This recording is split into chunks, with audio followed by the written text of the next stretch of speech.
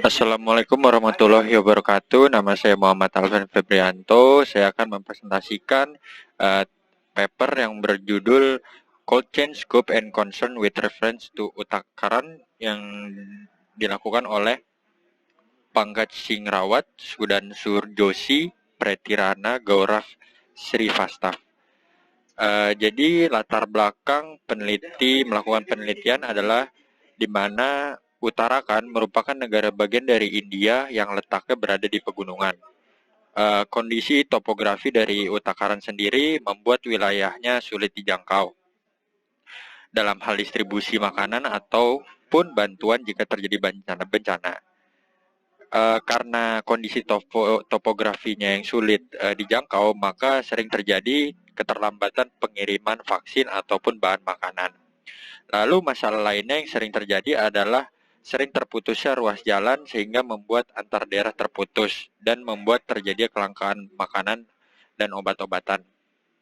Nah, pada paper ini juga dijelaskan peneliti mengambil studi kasus di wilayah Uttarakhand dengan menerapkan cold chain. Dengan dibangunnya cold chain dapat membantu menyimpan bahan makanan dan obat-obatan sehingga dalam kondisi darurat tidak terjadi kelangkaan bahan makanan dan obat-obatan. Sebelumnya di Uttarakhand sendiri belum ada yang namanya cold chain.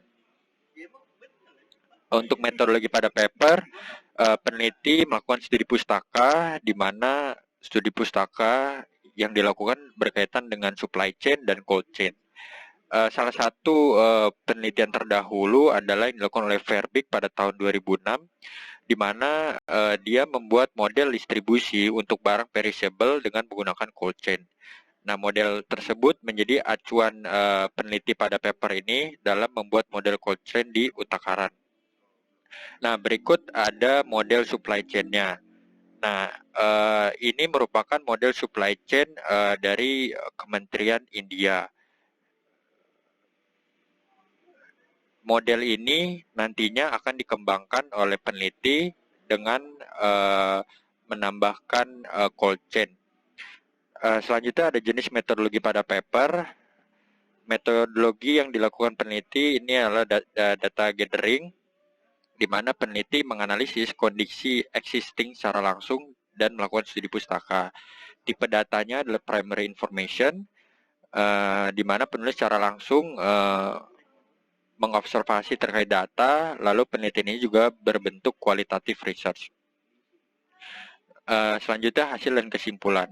Nah, pada gambar di figur 5 atau gambar yang kiri ini merupakan aliran flow supply chain yang dibuat oleh peneliti, di mana step pertama adalah produksi. Dari produksi akan dikirimkan ke yang namanya local consolidation center, di mana di sini barang dikumpulkan dan disatukan. Lalu lanjut ke step 3 yaitu central storage atau penyimpanan dan tempat nantinya akan distribusi berjalan. Lalu baru ke local hub atau retailer dan selanjutnya ke customer.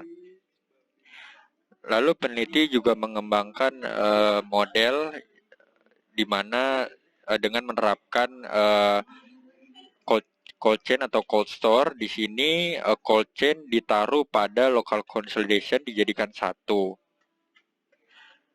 Lalu di sini juga ada central cold storage dan distribution center. Nah, dari model ini lalu dikembangkan lagi menjadi yang lebih simple, di mana model tersebut dapat diterapkan untuk makanan maupun bahan-bahan obat-obatan. Jadi di sini contohnya ada central cold store for medicine. Nah, dari central cold store akan dikirimkan ke local cold store facility, di mana yang diletakkan di dekat titik-titik yang rawan bencana. Di sebelah kanan ada yang langsung ke local hospital atau health center. Nah, dari central cold store menuju local hospital atau health center ini untuk kondisi darurat. Dimana jadi ketika dari central cold storage langsung menuju ke tempat kesehatan, lalu dari tempat kesehatan akan langsung ke menuju yang membutuhkan. Nah, dari model yang sudah dibuat, dengan adanya model ini dapat meningkatkan dan mempertahankan kualitas dari bahan makanan dan obat-obatan, di mana sebelumnya tanpa adanya cold chain itu sering terjadi kelangkaan ataupun bahan makanan cepat busuk ketika sampai di sana. Lalu dengan ada cold chain ini eh, dapat menyimpan obat-obatan yang membutuhkan temperatur khusus.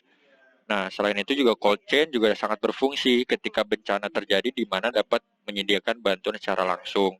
Karena cold chain ini dapat membuat tahan lama dari bahan makanan ataupun obat-obatan. Sekian review paper dari saya, kurang lebih mohon maaf. Terima kasih.